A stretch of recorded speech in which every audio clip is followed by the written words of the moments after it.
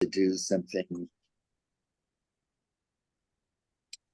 wanted to begin with a song that I hope you'll find a meaning, having just returned from Israel, where I so much wanted to be for Memorial Day and for Independence Day. It was so overwhelming. And amongst the soldiers who lost their lives was Yossi Hershkowitz. And Yossi and his wife, Hadass, actually spent 5 years in Riverdale, where Yossi and Hadass, father and mother, taught at SAR Academy. And they often came to the Bayit. As a matter of fact, Yossi himself led our Israeli Memorial Day service a few years ago. It was organized by Rav Stephen. And Yossi is in his 40s in reserves, and so he was called up, and he fought very valiantly along with his friends. And while in Gaza, he composed a beautiful song to 23rd Psalm's words of Gam ki elech begate samavet, even though I walk through the valley of the shadow of death, ach tov v'chesed yirtufuni kol yemei chayai, kindness and goodness, notwithstanding the challenges, will pursue me all the days of my life. And he actually had a guitar there, apparently, and he sang it for his battalion, for his group, not sure of the exact proper noun to use, and his commander. And as it turns out, tragically, Yossi lost his life, leaving his wife Hadass and many children. And at his funeral, the commander was upset with himself because Yossi's new nigun, he had forgotten the tune. He had forgotten the tune. And so the funeral was held when apparently during the Shiva, the commander came to their home. I also had been in their home with Toby during the Shiva, modest home in Gush Etzion. There were hundreds of people there. So many people who had been in Riverdale over the years, wonderful people. And in walks the commander, and he walks in with his guitar, and he sits down and he says, the tune came back to me.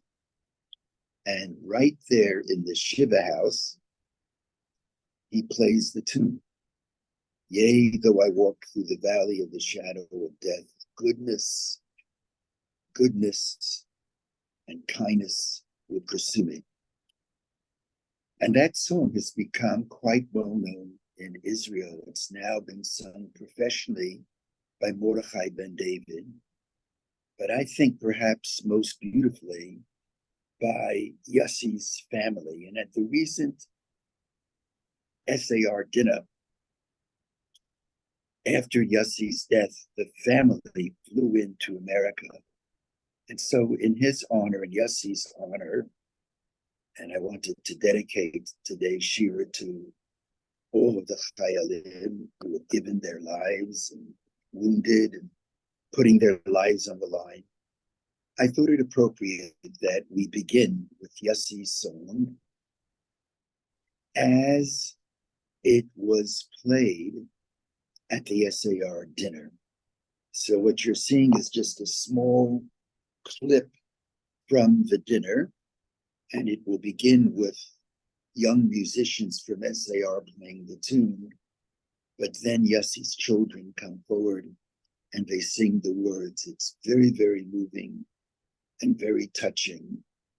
And I hope you'll find it of meaning and that Yossi's memory will forever be a blessing. So as usual, Shuli is kind enough to play it for all of us. That fallen soldiers will forever be etched in our memories and woven into the fabric of our shared history. May there be peace, and may we soon see the day when all of our chayalim and our hostages are returned safely into the arms of their loved ones.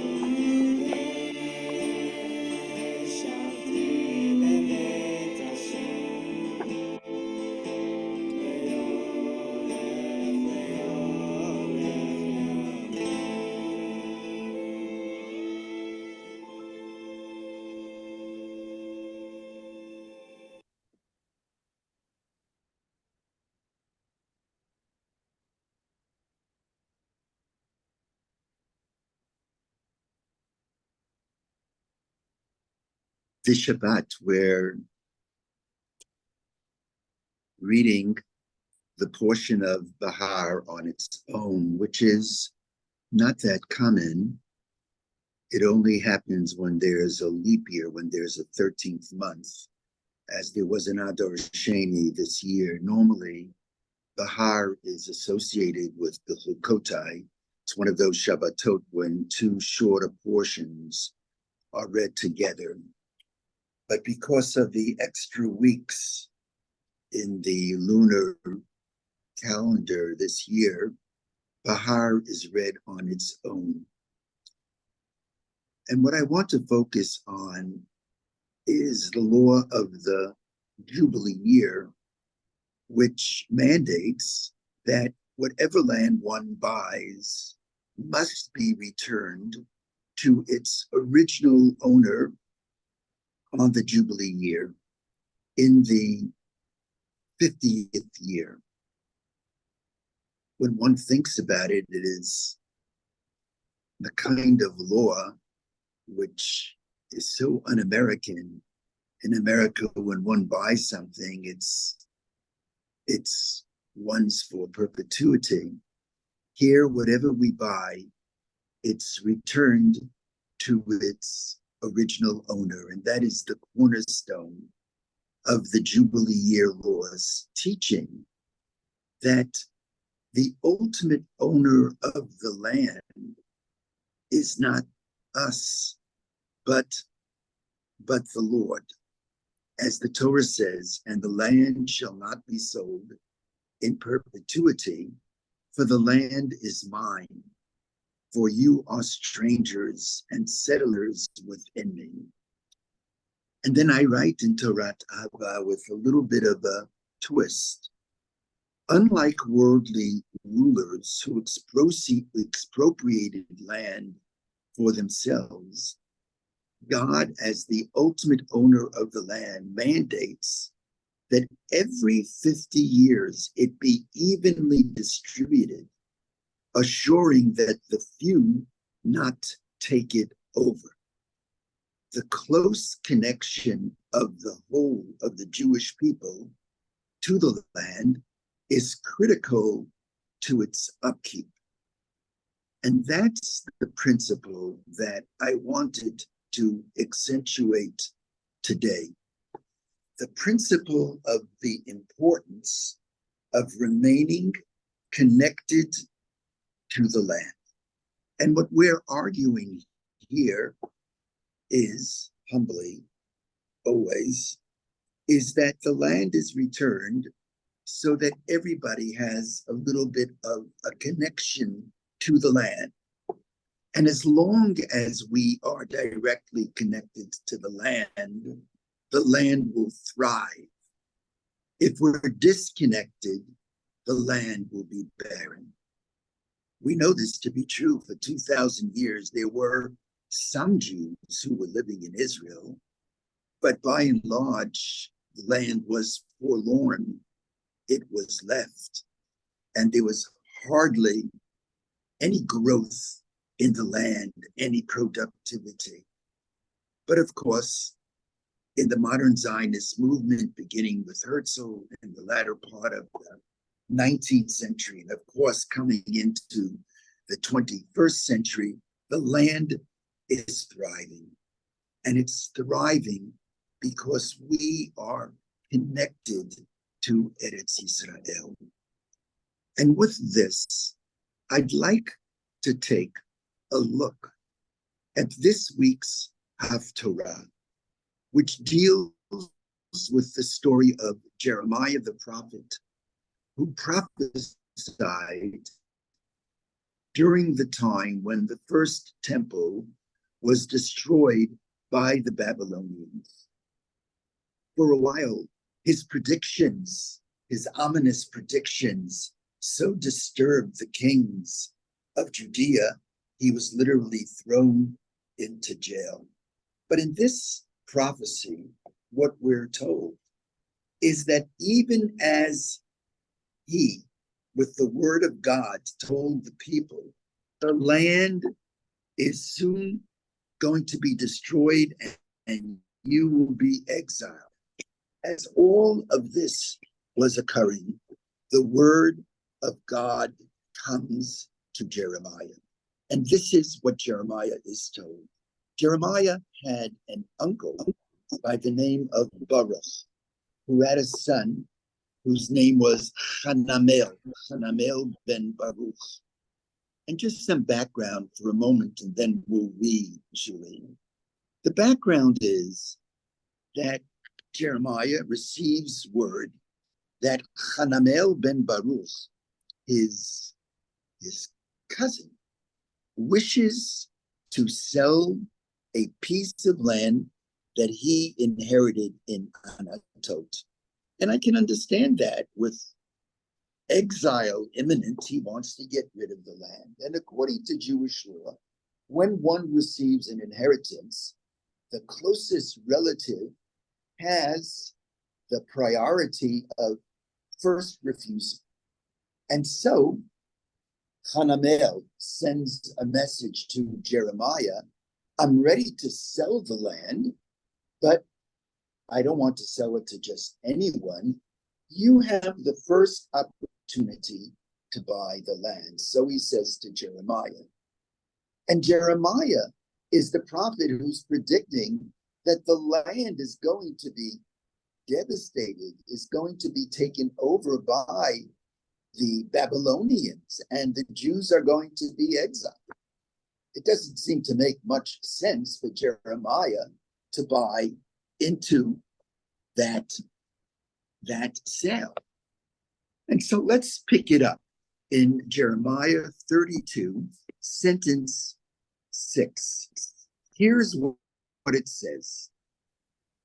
Vayomer Yirmiyahu, and Yirmiyahu said, Shuli, let's try to make it as large as we can. Maybe on my phone it's very small, and for everyone else it's large. Haya devar Adonai Elai lemor. Behold, the word of the Lord came to me. Hine Hanamel ben Shalom Dotcha. So I had the names wrong. Hanamel, the son of Shalom, your uncle, ba elecha lemor. Hanamel ben Shalom Dotcha, ba elecha lemor, has come to you saying, Kinei lecha et sadi asher banatot. I have a field in Anatot. Ki lecha mishpat hageula liknot. Because the right of redemption, the right of first refusal, the right to buy the land first is yours.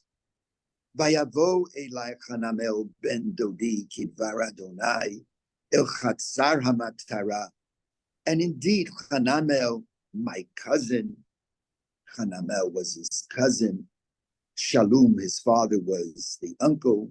So Hanamel, his cousin, comes to Jeremiah. Vayome Eli, and my cousin said to me, Kinena et sadi asher banatot asher be'eretz Binyamin. Buy this piece of land. Ki lecha mishpat ha'yerusha ulecha ha'geula kinei lach. Yours is the right of inheritance. Va'edah. And Jeremiah says, Ki dvar Adonai hu. This is the word of the Lord. And contrary, going against everything which is logical, because Jeremiah knew from the word of God that the land was no longer going to be in the sovereignty of the Jewish people. But when this counter request from God came, Va'ekne et hasadeh me'et Hanamel ben Dodi. So I bought the piece of land from my cousin Asher Banatot. Va'eshkila lo et hakesef. And I paid him good money. And there, in fact, are sentences that describe the details of the transaction. And interestingly, the Gemara uses these sentences as the basis for the way land is acquired. Let's think about that for a moment. What's the message? Here, He's buying land, even though he knows it's going to be usurped, taken over by the enemy. Notwithstanding, he buys it. He goes through the business transaction. And so significant is that transaction, it becomes, if you will, it becomes the basis for the way land acquisition takes place. And the Talmud, as I mentioned to you, go through the sentences of how there was a contract and how it was written out, the contract, the sale and the acquisition, and how there were witnesses. And let's pick it up now from sentence 14. Ko ama Adonai Tzvaot Elohei Yisrael Lokoach et hasparim ha'ele. We're picking it up where now they are actually presenting this contract to a court of law, whatever was left, so that there be proof forever that it was acquired by Jeremiah. And we brought forth the contract at Sefer Miknah Hazeh, the Eight Hechatum, with the signatories, the Eight Sefer Hagalui Hazeh, and it was placed in an earthenware vessel, the end of sentence 14, Leman Yamdu Yamim Rabim, so that in fact it would last for many days. The proof forever that this land is Jeremiah's. Kicho Omar Adonai Tzvaot. Listen to this. I read this, I have tears in my eyes. So says the Lord of hosts, Elohei Yisrael. Let me put in some commentary.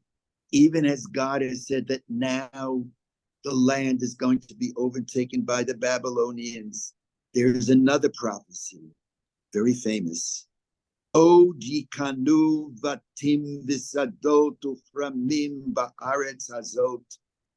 Yet there will still be acquired homes and fields and vineyards in this land. Yes, he's saying we may be exiled, but one day we will return.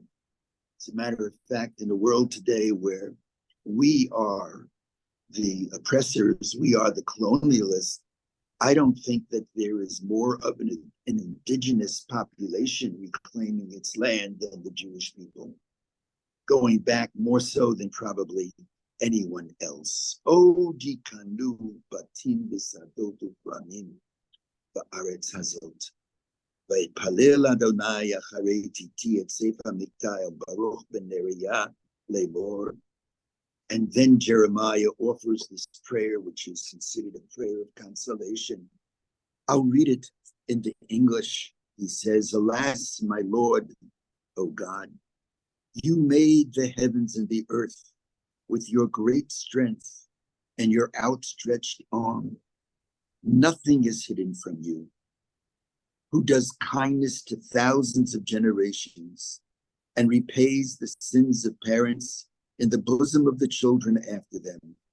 The great and strong God, his name is the Lord, great of counsel and mighty of deeds, whose eyes are cognizant of all the ways of humankind, who placed signs and wonders in the land of Egypt that are known until this day, and upon Israel as upon man, and you made yourself a reputation like this very day. And you took your people Israel out of the land of Egypt with signs and wonders, with strong hand and outstretched arm.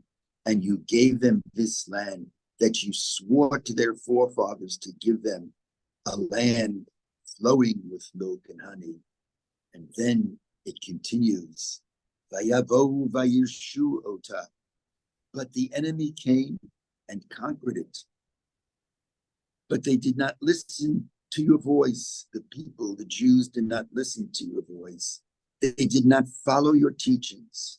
Everything that you commanded them to do, they did not do. So you called all this evil, you caused it to happen. Behold, he says, Hine, hasolelot ba'u ha'ir leha'achle lachda. והעיר ניתנה ביד הכסדים הנלחמים עליה מפני החרב, הרעב והדבה. And you said, and this is what occurred, that the land would be destroyed. What you said, in Choroen, what you predicted occurred. And then Vata Amarta Alai, and yet you said to me, Adonai Elohim, you said to me, my Lord Hashem, you said, Kimei lecha hasadeh, Jeremiah, buy this piece of land, Bakesef, v'ha'ed edim, and sign the contract with witnesses. V'ha'ir nitna b'yad hakasdim, even as the city is being given over to the Chaldeans. V'yihi dvar Adonai el Yirmiyahu le'mor.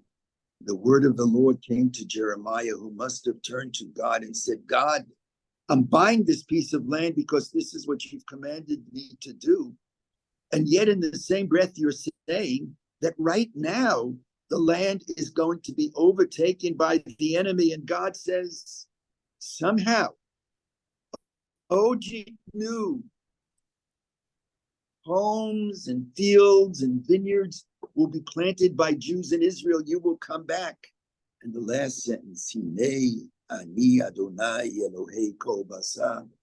God says, Hamimeni yipalei kol davar. Is anything hidden from me? You will remain connected to this land. That's what the Haftorah is about.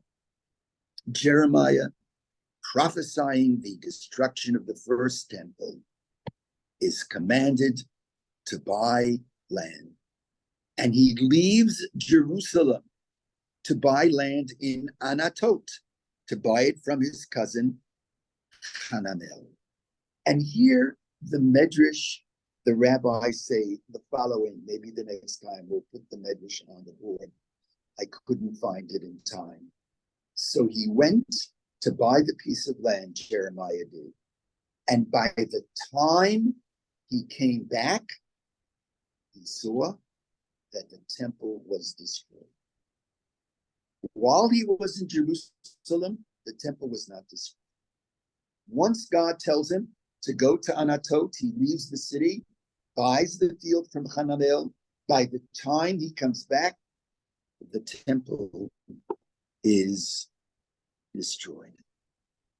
And so now I want to offer an interpretation by my teacher, Rabbi Soloveitchik, which he offered, believe it or not, at the funeral of his wife, Tonya. Tonya and Rabbi Soloveitchik were born in the very early years of the 20th century. The Rav in 1903, Tonya in 1904. Tonya died a young woman in her 60s. The Rav lived into his 90s. He died in 1993. Her death changed his life.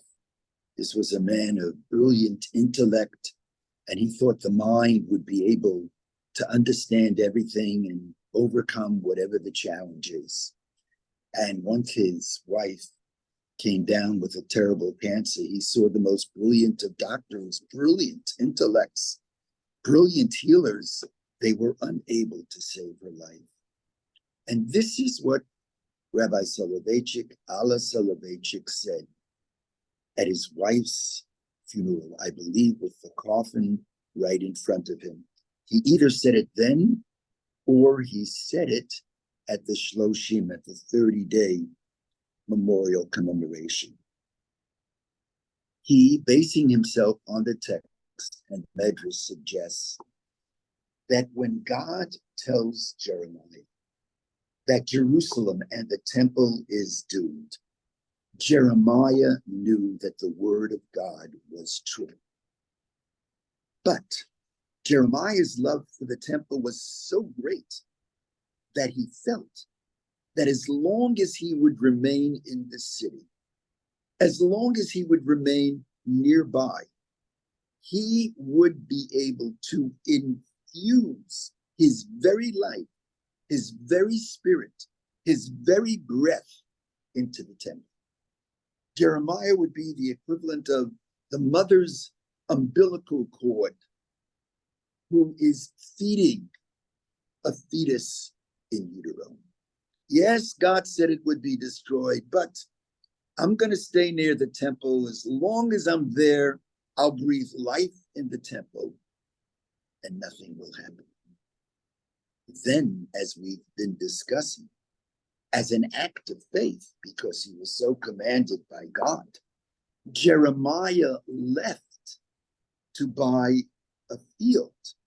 Now, on the one hand, that was a very positive act of belief in times of despair, because he goes out to buy a field, and that is a statement that even in the midst of doom, one must always believe, as God was telling Jeremiah, that the Jewish people will prevail. Oji kanu batim bisadot uchramim. Yes, you'll lose it now, but you'll recoup it in time.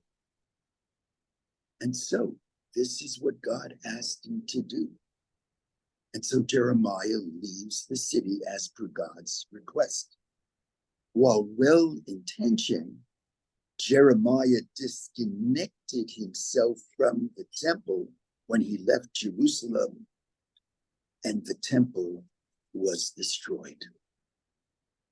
And some of the rabbis maintain in the Midrash that Jerusalem could never have been destroyed had Jeremiah remained in the city. So says the Psikta de Reb Kahana. Now, of course, he basically had no choice. This was God's command. But the rabbis could say two things that are contradictory and allow them, if you will, to live side by side. Had he not left, had we not left Israel, we would breathe life into the land and nothing could happen to it. Now, I've been told by several people, as I've mentioned, that Rabbi Soloveitchik related this incident to the death of his wife, Tonya. Now, Rabbi Soloveitchik was an intellect. He wasn't such a warm, fuzzy personality. I used to see him many times in the latter part of the 70s and 80s, and I always, in my own way, tried to bring out the warmth in him, and he had a warmth in him, but he was an intellectual giant, and that was his framework of thinking. But somehow, in front of thousands of people, he could speak very personally, and he would speak romantically about his relationship with his wife, Tonya, in front of thousands. He would speak of Tonya in the most romantic terms. And at her funeral, after telling the story of Jeremiah, he said, "My wife, Tonya, was my bayit. She was my temple. And when the doctors told me that Tonya was terminally ill, I knew, like Jeremiah of old when told by God that the temple would be destroyed, I knew that the prognosis was bleak. But like Jeremiah, Rabbi Soloveitchik said, I felt that I would always remain near my wife, and I would infuse part of my being into her." Now, I, as a very young man, was then in Rabbi Soloveitchik's class, and so it was. For months, Rabbi Soloveitchik hardly, if ever, I don't remember him ever, coming into New York. He remained at his wife's side, just as Jeremiah remained at the temple. He prayed, studied, conducted his business there, until one day the president of Yeshiva University, Dr. Belkin, shared with Rabbi Soloveitchik that Grus had left a large $1 million donation. It's still a lot of money, but then it was $1 billion equivalent. And that money would be used to increase the salaries of the rabbis who were teaching at the university, who were not paid much. And they were having some kind of celebration to celebrate his gift. And Dr. Belkin begged Rabbi Soloveitchik to leave Boston, leave his wife's bedside and come in. But Rabbi Soloveitchik was very hesitant. He told Dr. Belkin, I've not left my wife's side. I need to be near her to give her life. And he shared with Tonia the request. And at Tonia's urging, and also the doctors who told him that she was safe, a condition enough for him to leave for a day.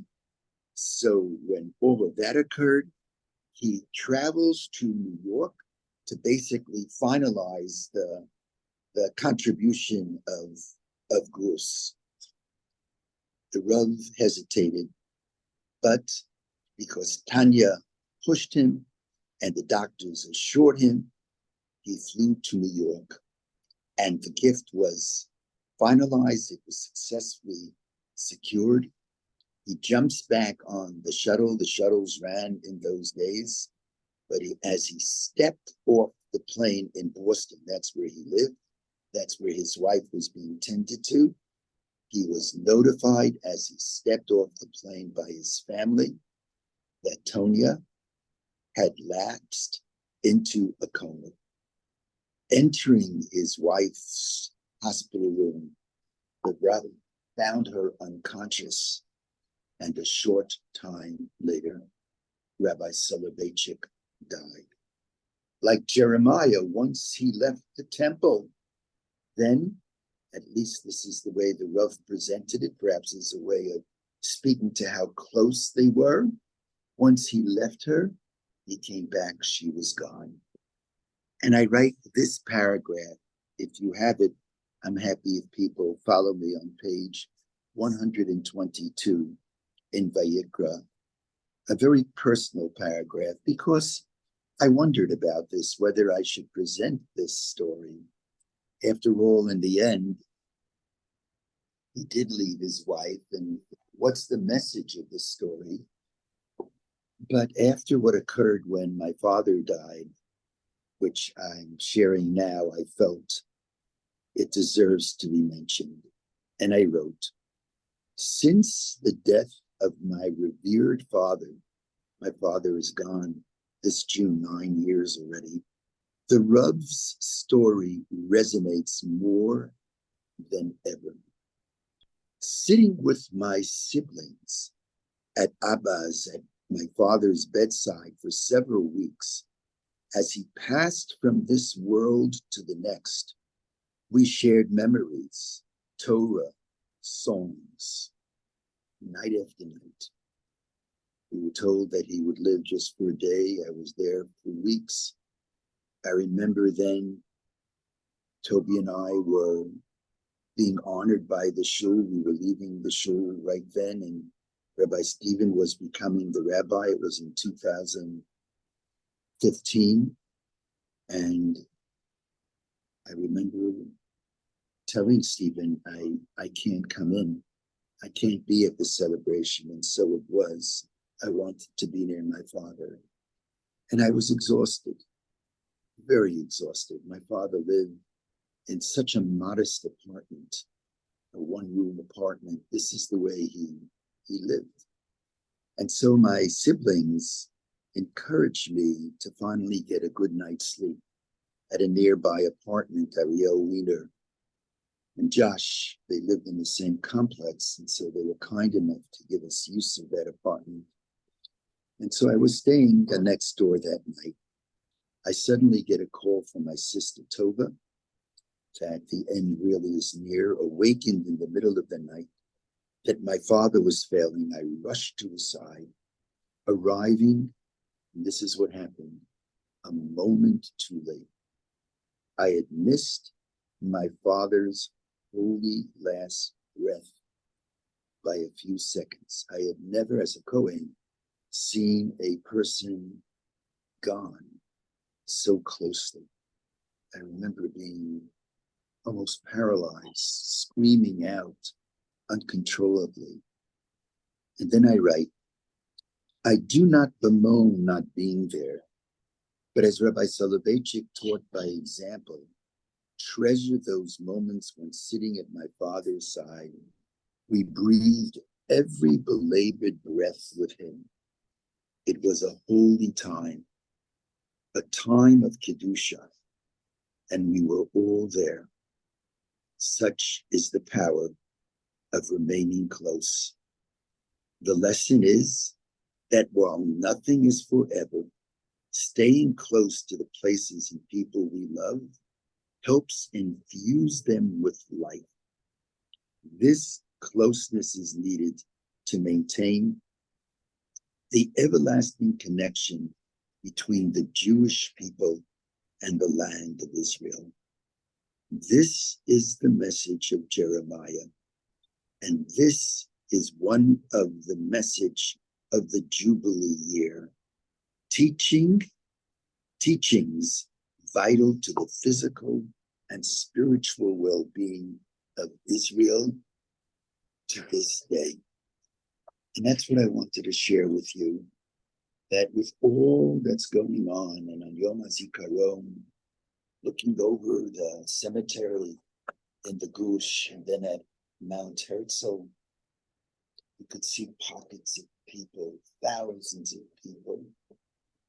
And yet, with all of the doom, with all of the sadness, there were so many young people, as I've shared with you in the past. I remain then and remain now full of hope, because we feel connected to the land. And more people are coming to the land, are buying property in the land. With all that's going on, like Jeremiah, there's no prophecy, God forbid, that we're going to be disowned. We're going to hold on to the land. But with all the challenges, we hold on to the land. And as the prophet says, O jiknu batim v'sadot ukramim, God willing, Israel will overcome this challenge and will flourish and will thrive forever and ever. So I want to stop here and take your thoughts and your comments. I'd love to see, okay, I see Estelle's hand, I see Ellen's hand. We'll start with Estelle and then Ellen. Just please note that I had to mute everybody, so you'll have to unmute yourself before you start speaking. Hi, Arnie.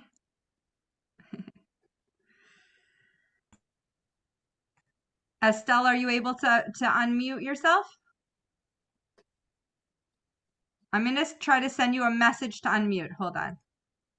Do you see a message pop up there?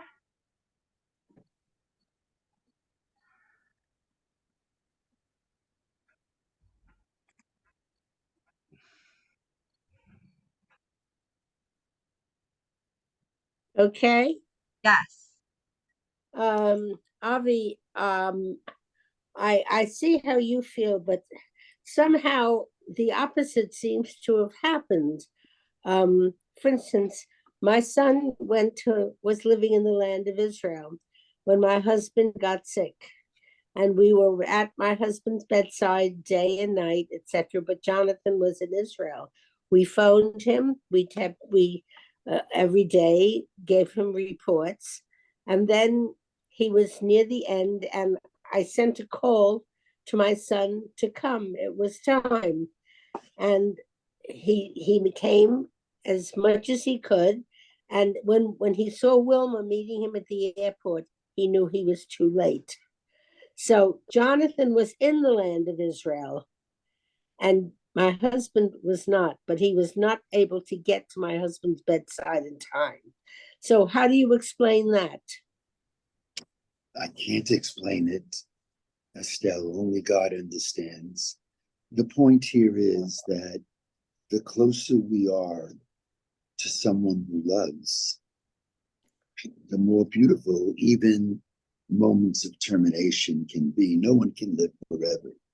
That's not the point. But just looking at the gathering here, I'm thinking of, the Talmud has this expression, Malach hamavet malihacha malihatam.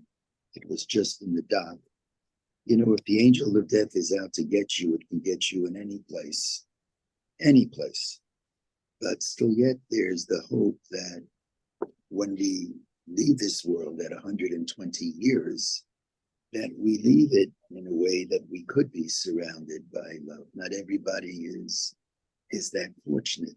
That was the message here. The message is, as it relates to Israel, that the more connected we are to the land, the more the land will live and thrive and flourish.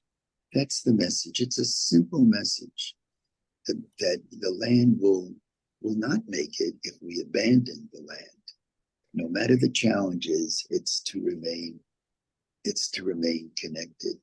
That's why I'm very taken. Not everybody has the strength physically to go to Israel at this time. And I know many people on this Zoom who go constantly, but had different accidents and can't go at this point. But it's precisely now when things are so difficult that I think Jews should be running to Israel rather than from Israel. When you're in Israel at the airport today, the only real airline that's flying is El Al. Airports are very, very empty because all the other airlines are not flying. And They're this flying is the from time. Europe. They are, that is true. They are flying from Europe, but still you can feel the difference. There's a significant difference. But I'm very proud because I think Jews in America and young Jews, they stayed and they're coming. And that's why I'm very hopeful.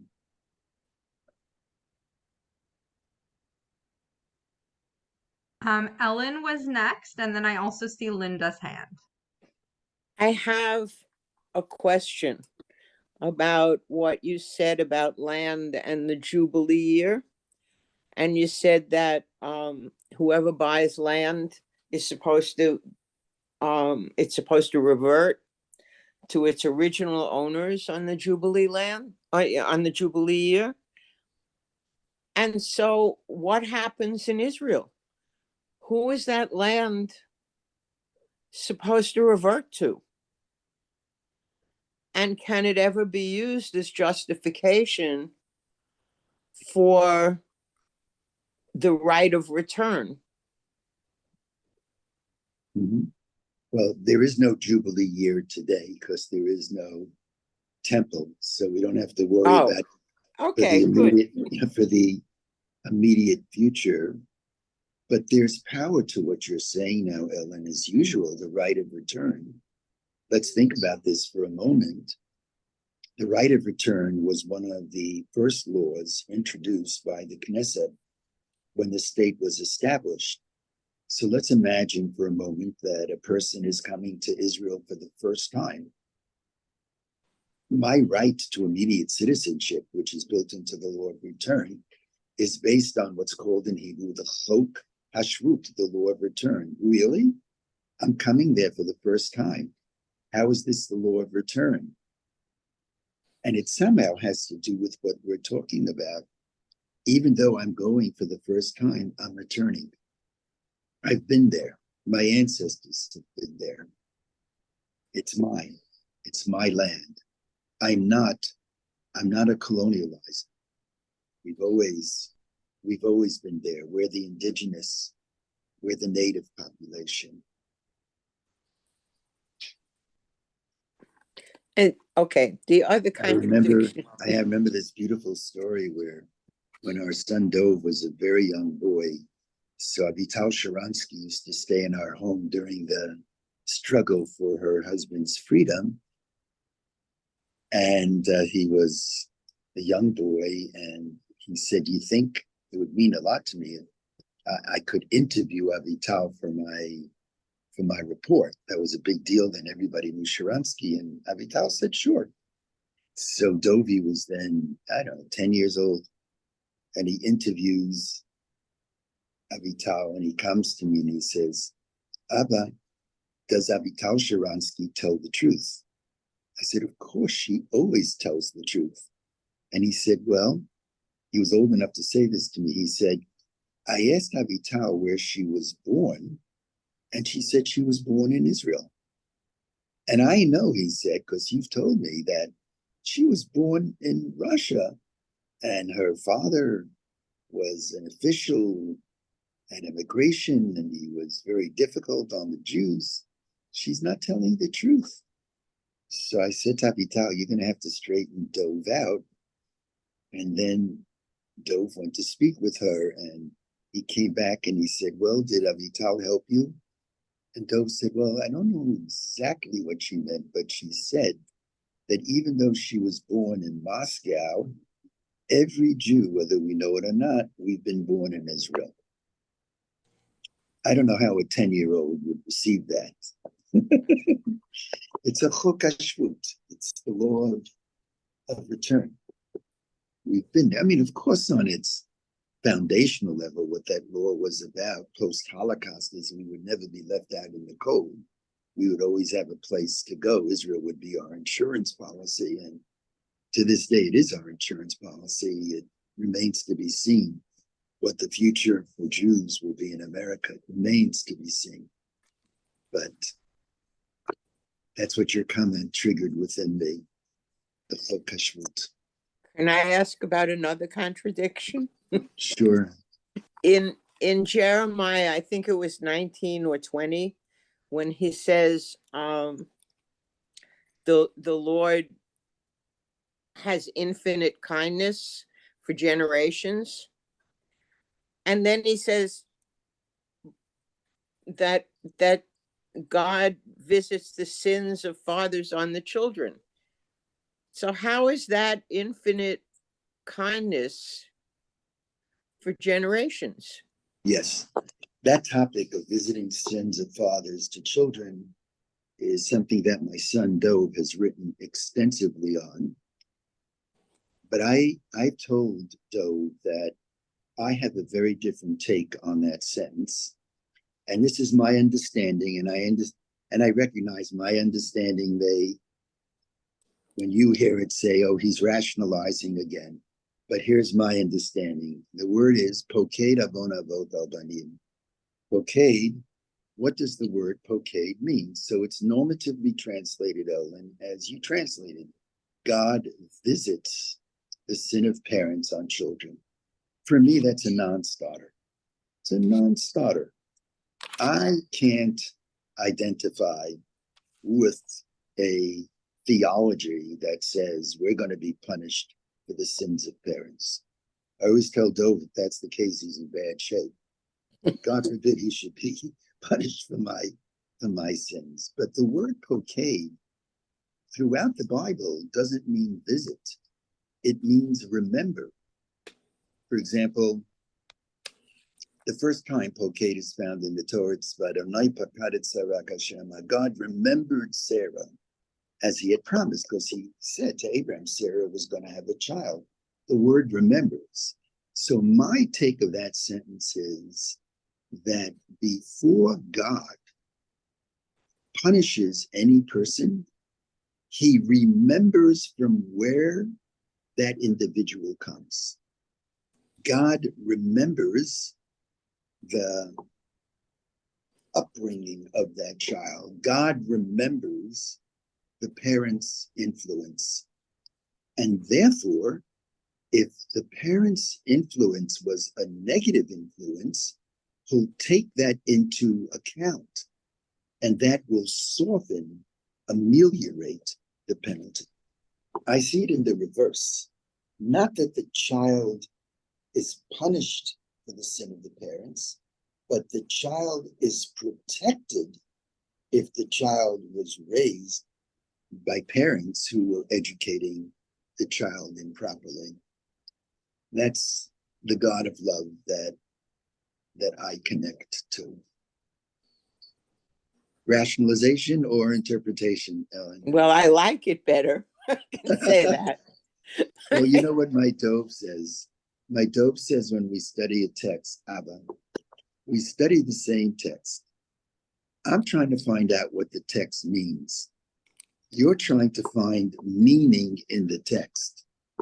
And I said, Dove, That's why you're a scholar and I'm a rabbi.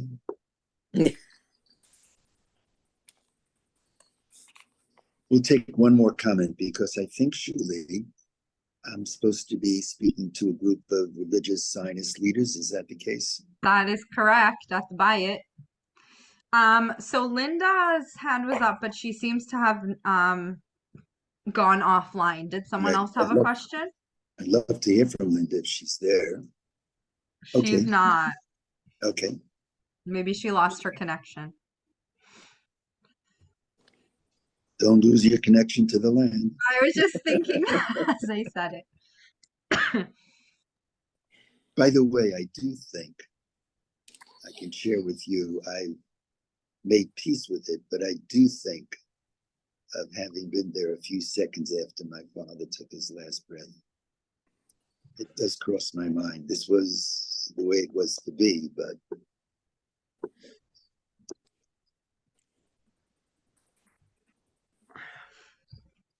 we'll take one more comment if there is. Otherwise, we'll.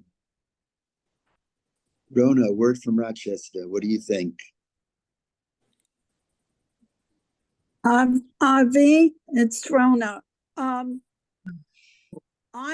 feeling truthfully very despondent now because I feel so many American Jews are not being connected to the land, and I'm fairly criticizing Israel, that plus all the intermarriage, but I'm like just so despondent.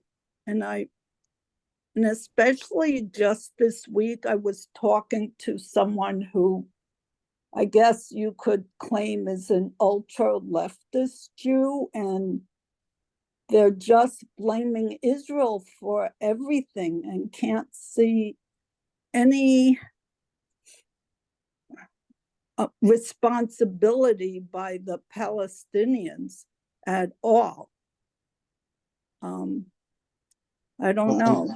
Rona, I hear you, and there is certainly much to be concerned about. I know even at the Bayit, there are some young men and women who are involved in the encampments, and that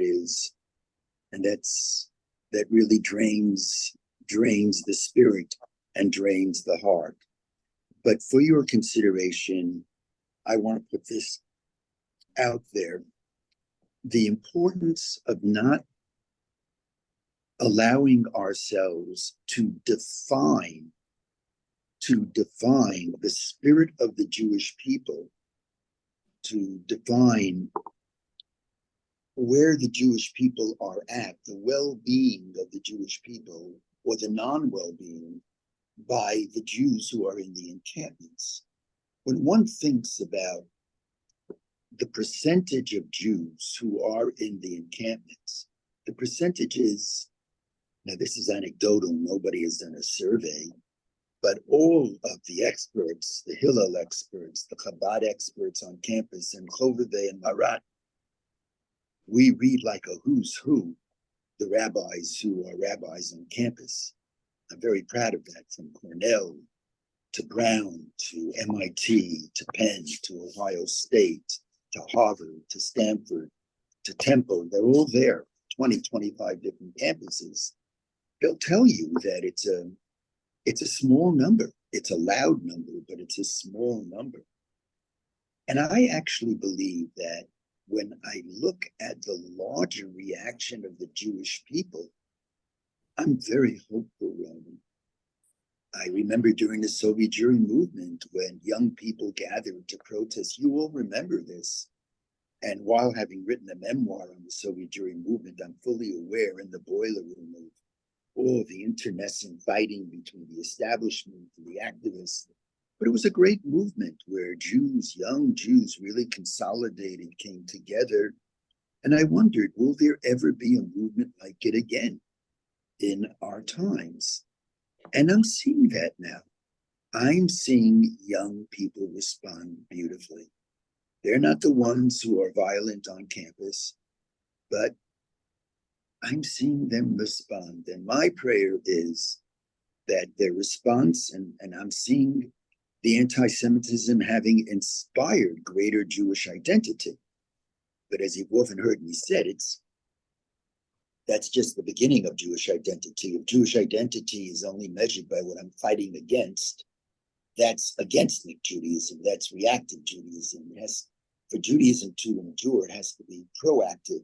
And that, I think, is the task of many of the spiritual leaders and other leaders, Jewish leaders on campus.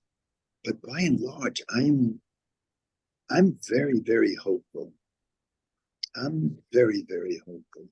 Well, We're being told that the numbers of Jews coming together at Hillel's, at Chabad's, it's through the roof.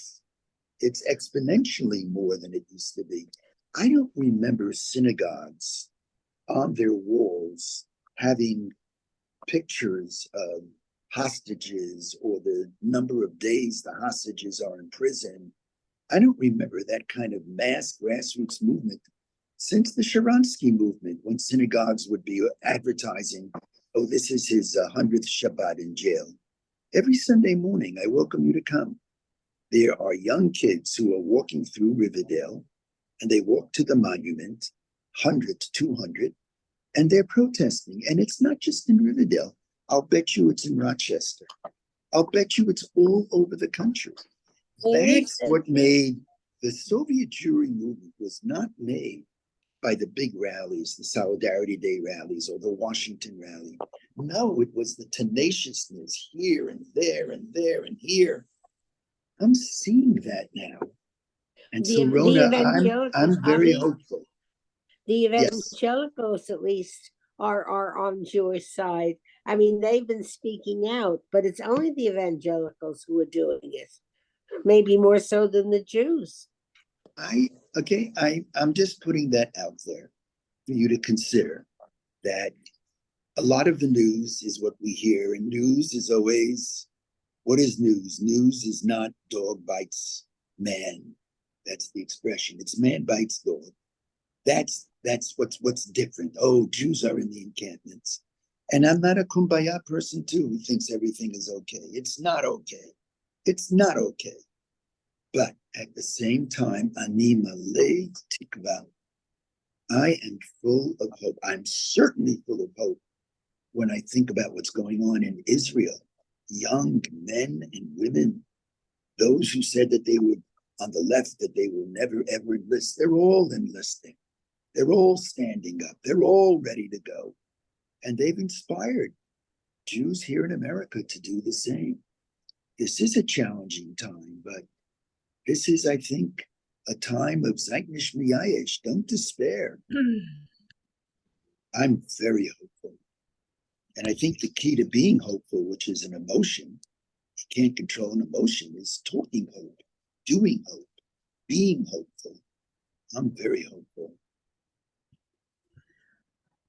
That was Rabbi? that was just very anecdotal. I know that whatever you feel, I love you, and it wasn't easy, this trip. I'm not happy with the Israeli government. I'm not happy with the Biden administration. I'm not happy at all. And I'm certainly not happy with that Michiganer Trump. There's a lack of leadership that tremendously concerns me. But Apa Pichein, I think there's every reason. It's the message of Jeremiah. Od Yivnu, we're going to be okay. We're going to be, and I think those who make it are the ones who are hopeful. If you lose hope, you're losing the battle. If you lose hope, if someone loses hope, if someone is sick and doesn't have will, that's the end. You have to have the will. And I agree that you don't want to have the will based on nonsense. But the will and the hope here, I think, is based on reality. I always say that in sickness, my formula is PTW. When in sickness, you need patience, you need trust in God, trust in doctors, trust in family, and you need will. Ein davar she'omed bifnei haratzon. Nothing stands in the way of the will. If you will it, Herzl said, Inturtsu, it is not a legend. Inturtsu ain't su agada. On that note, I know I have to go. And I was so looking forward to this class. So thank you so much. Avi, thank you very much, really. Thank you, Rona. Love you all. Take See you care. next week. Ruby, take care of yourself. Everybody, Rona, everybody, Elaine, Helen, everybody. Bye-bye. Sending love.